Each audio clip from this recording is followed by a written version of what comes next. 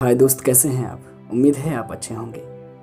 आइए आज कुछ सामाजिक मुद्दों पर बात करते हैं। कहानी घर का आज का यही विषय रहेगा। आज का विषय है बंद होती सार्वजनिक क्षेत्र की दवा कंपनियां सरकार की मजबूरी है या साजिश। ये विश्लेषित है डॉक्टर नवमीत द्वारा। उम्मीद करता हूँ आप हमारे साथ अंत तक जुड़े रहेंगे। चलिए शुरू करते हैं। नमस्कार, जय हिंद। अभिनंदन है आपका कहानी घर में। मैं आपका दोस्त लालजी प्रसाद। उम्मीद करता हूँ आप स्वस्थ होंगे, कहानी घर की हर प्रस्तुति को पसंद करते होंगे। कहानी घर साहित्य, कला, संस्कृति, पर्यावरण, स्वास्थ्य और समाज से जुड़े तथ्यों को प्रस्तुत करता है। कहानी घर के हर नए प्रस्तुति से जुड़े रहने के लिए आप इसे सब्सक्राइब कर लीजिए और हाँ, अपना मधुर प्यार देते रहिए। किसी भी देश में सरकार से अपेक्षा की जाती है कि वह उस देश की जनता के पोषण, स्वास्थ्य और जीवन स्तर का ख्याल रखे। सिर्फ भारत ही नहीं बल्कि पूरी दुनिया की सरकारें लोगों के स्वास्थ्य का ख्याल रखने का दिखावा करती रही हैं। लेकिन पिछले कुछ सालों से यह दिखावा भी बंद होने लगा है। खास तौर पर 1990 के दशक के बाद से सरकारें बेशर्मी के साथ जनता के हितों को रद्दी की टोकरी में फेंकती जा रही हैं।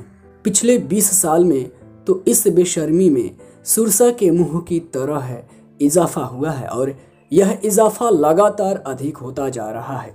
बहरहाल 1978 में विकसित और विकासशील देशों के बीच और साथ ही देशों के अंदर भी लोगों के स्वास्थ्य की असमान स्थिति के मद्देनजर सोवियत संघ के अल्मा अता में दुनिया के तमाम देशों की एक कॉन्फ्रेंस हुई थी, जिसमें घोषणा की गई थी कि यह असमान स्थिति राजनीतिक, सामाजिक और आर्थिक तौर पर अस्वीकार्य है। इसीलिए इस कॉन्फ्रेंस में 2000 ईस्वी तक सभी के लिए स्वास्थ्य उपलब्ध कराने का संकल्प किया गया था। फिर 1981 में हुई 34वीं विश्व स्वास्थ्य सभा में इस लक्ष्य को पाने के लिए सबके लिए स्वास्थ्य की वैश्विक रणनीति बनाई गई थी। भारत सरकार ने भी जोर शोर से यह लक्ष्य पाने की घोषणा की थी। मौजूदा हालात ऐसे हैं कि यह लक्ष्य अगले 100 साल में भी पूरा होता नहीं दिख रहा। आइए देखते हैं सरकार इस लक्ष्य को पाने के लिए क्या कदम उठा रही है। स्वास्थ्य सेवाओं का मतलब सिर्फ बीमारियों से बचाव ही नहीं होता, बल्कि बीमारियों का इलाज भी होता है। इलाज के लिए दवाओं की जरूरत होती है। सरकार ये दवाएं या तो प्राइवेट दवा कंपनियों से खरीदती है या फिर सार्वजनिक क्षेत्र की दवा कंपनियों से। 1978 में राजस्थान में Indian drugs and pharmaceuticals limited (ITPL) और राजस्थान राज्य औद्योगिक विकास और निवेश कॉरपोरेशन के संयुक्त तत्वाधान में Rajasthan drugs and pharmaceuticals limited (RDPL) नामक एक सार्वजनिक क्षेत्र की कंपनी की स्थापना की गई थी। राजस्थान के मेडिकल और हेल्थ डिपार्टमेंट को सस्ती और अच्छी दवाएं उपलब्ध कराने के लिए इसकी स्थापना की गई थी, ताकि गरीब जनता को सही समय पर इलाज मिल सके। 2010 में RDPL को भारत सरकार का उपक्रम बना दिया गया। यह उपक्रम गोलियां, कैप्सूल, पाउडर, पीने की दवा, जीवन रक्षक घोल से लेकर आंखों की दवाओं तक बनाता था और दवाओं की क्वालिटी भी बहुत अच्छी होती थी। अब केंद्रीय मंत्रिमंडल ने इन दोनों उपक्रमों यानी IDPL और RDPL को बंद करने का फैसला लिया है। हैरानी की बात यह भी है कि RDPL के कर्मचारियों को तो इस फैसले के बारे में पता ही नहीं था। 150 से ज्यादा कर्मचारी और उनके परिवारों का भविष्य इस फैसले के कारण अंधकार में है। इनमें लगभग आधे कर्मचारियों की तो अभी भी कम से कम 20 साल से ज्यादा की सर्विस बची हुई है। लेकिन मुद्दा सिर्फ इन कर्मचारियों का नहीं है, मुद्दा इस देश के लोगों को स्वास्थ्य सेवाएं उपलब्ध कराने का भी है। केंद्रीय मंत्रिमंडल ने भारत की पहली सार्वजनिक क्षेत्र की दवा company Bengal chemicals and pharmaceuticals limited और हिंदुस्तान एंटीबायोटिक्स लिमिटेड की अधिशेष भूमि को ही बेचने का प्रस्ताव रखा है। नीति आयोग तो पहले ही इन दोनों कंपनियों में सरकारी हिस्सेदारी को बेचने की सिफारिश कर चुका है। इसके पीछे सरकार का तर्क है कि सार्वजनिक क्षेत्र के उपक्रमों को बेचने से राष्ट्रीय परिसंपत्तियों को राष्ट्र के विकास में ज़्यादा बेहतर ढंग से लगाया जा सकेगा। इस तरह देश की 4 बड़ी सरकारी फार्मास्यूटिकल कंपनियों को खत्म किया जा रहा है, और वह भी विकास के नाम पर। Rajasthan drugs and pharmaceuticals limited का ही उदाहरण ले लीजिए। 2013 तक यह एक कमाई करने वाली कंपनी थी, लेकिन अब 3 साल में ही यह घाटे की कंपनी बन चुकी है। कंपनी की कर्मचारी कहते हैं कि वे काम करना चाहते हैं और मेहनत की जाए तो कंपनी को अभी भी संभाला जा सकता है। इसके लिए सरकार के पास प्रस्ताव भी अनेक बार भेजा जा चुका है, लेकिन सरकार इसको बंद करने की जिद पर अड़ी हुई है। और बात सिर्फ मुनाफे की नहीं है, असल में बात जनता के स्वास्थ्य से जुड़ी हुई है। लेकिन सरकार को जनता से मतलब था ही कब, जो अब होगा। बहरहाल 2013-14 से कंपनी घाटे में चल रही है। कर्मचारियों को पिछले कई महीनों से तनख्वाह तक नहीं दी गई है। अब सवाल ये उठता है कि 2013 तक मुनाफे में चल रही यह कंपनी एकाएक घाटे में क्यों चली गई। ऐसा इसलिए हुआ क्योंकि खुद सरकार ने इस कंपनी को माल देने के लिए ऑर्डर देने बंद कर दिए। 1998 में राज्य सरकार ने फैसला लिया था कि सरकारी अस्पतालों की दवाएं सिर्फ सार्वजनिक क्षेत्र की कंपनियों से ही खरीदी जाएंगी। इसमें भी आरडीपीएल को वरीयता दी गई थी, क्योंकि इसमें खुद राज्य सरकार की हिस्सेदारी थी। इसके बाद से राज्य सरकार की तरफ से हर साल 30 से 40 करोड़ रुपए के ऑर्डर इस यूनिट को मिलते आ रहे थे। 2011 में राजस्थान सरकार ने Rajasthan medical service corporation limited के नाम से एक नोडल एजेंसी बनाई थी, और इसके बाद से आरडीपीएल से दवाएं खरीदना बंद कर दिया गया और कॉरपोरेशन अन्य जगहों से, यहाँ तक कि प्राइवेट कंपनियों से भी दवाएं खरीदने लगा। इस तरह से आरडीपीएल लगातार घाटे में आती चली गई। यह वह कंपनी है जो किसी समय अपनी दवाओं की गुणवत्ता के लिए जानी जाती थी। इसके अलावा कंपनी के पास 9 एकड़ अतिरिक्त जमीन भी थी, जो भविष्य में इसके विस्तार के लिए काम आनी थी। लेकिन अब कंपनी के पास ऑर्डर ही नहीं है। जहां 2011-12 में कंपनी को 25 करोड़ के ऑर्डर मिले थे, वहीं 2014-15 में यह 3 करोड़ रह गया, और अब पिछले साल से तो कंपनी को ऑर्डर ही नहीं मिला है। कर्मचारी यूनियन के अलावा अनुसूचित जाति और जनजाति वेलफेयर कर्मचारी एसोसिएशन ने भी राज्य और केंद्र सरकार से अनेक बार अनुरोध किया है कि वे दवाओं की खरीद संबंधी अपनी पुरानी नीति को दोबारा लागू करें, लेकिन सरकारों के कानों पर जूं तक नहीं रेंगी। विश्व स्वास्थ्य संगठन ने भी इस कंपनी को फंड देने की घोषणा की थी, और कंपनी ने भी विश्व स्वास्थ्य संगठन की पॉलिसी के तहत काम शुरू कर लिया था कि एकाएक सरकार ने कंपनी को ही बंद करने का प्रस्ताव रख दिया। गत दिसंबर में कंपनी को चलाने वाली 5 सदस्यीय कमेटी ने केंद्र सरकार से मांग की थी कि कंपनी को फंड्स की तुरंत जरूरत है ताकि कर्मचारियों को तनख्वाहें दी जा सकें, लेकिन सरकार ने इस मांग को अनसुना कर दिया।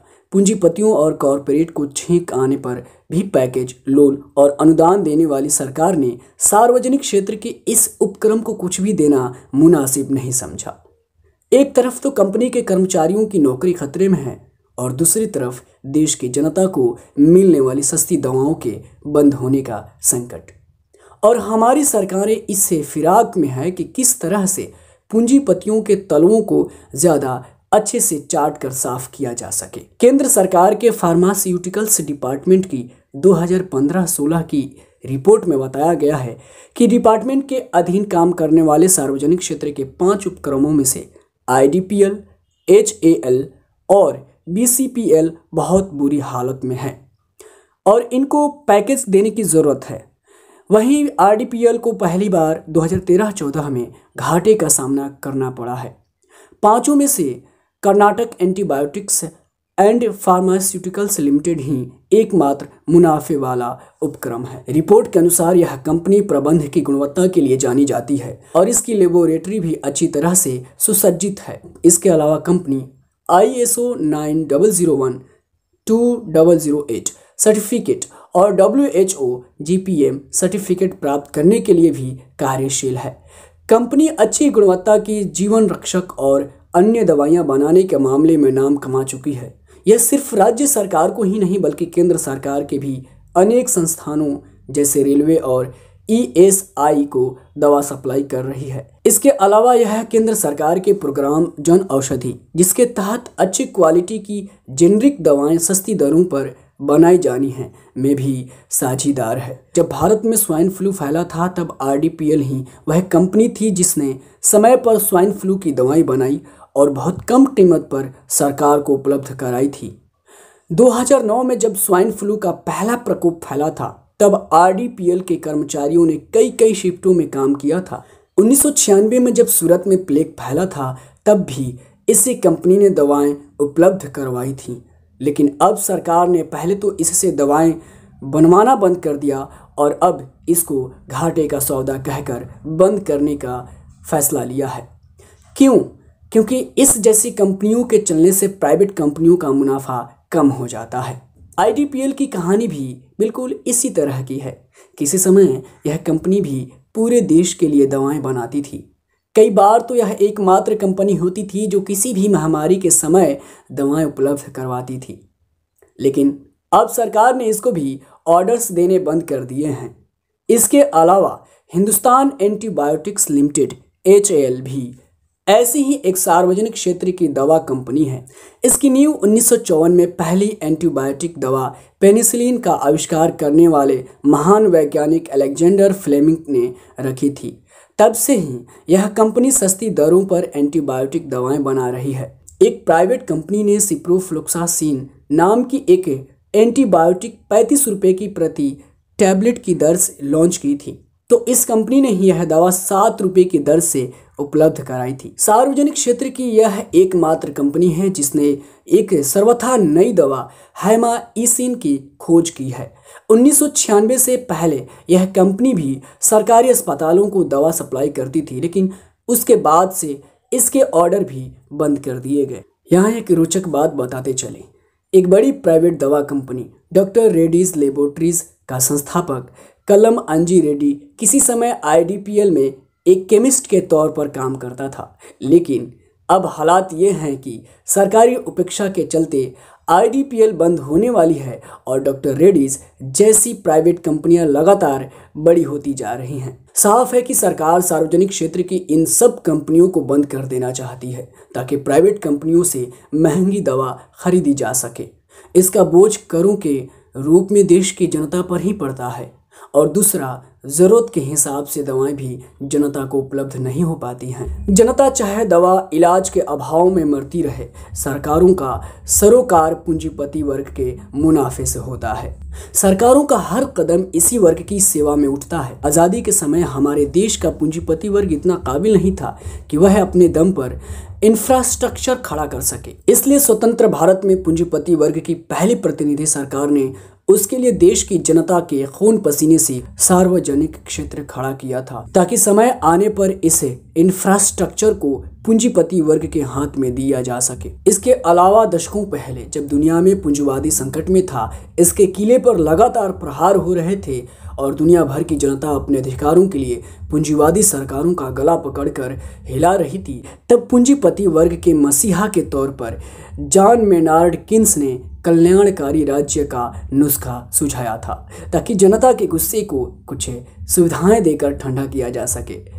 इस तरह से भारत में भी कल्याणकारी राज्य और सार्वजनिक क्षेत्र का झुंझुना जनता को थमाया गया था, लेकिन 1980 के दशक तक लोक कल्याणकारी नीतियों का किन्सियाई फार्मूला भारत सहित पूरी दुनिया में ही फेल होने लगा और इसके बाद से ही नव उदारवाद और भूमंडलीकरण के नाम पर पूरी दुनिया की पूंजीवादी सरकारें जन कल्याणकारी नीतियों से हाथ खींचने लगी।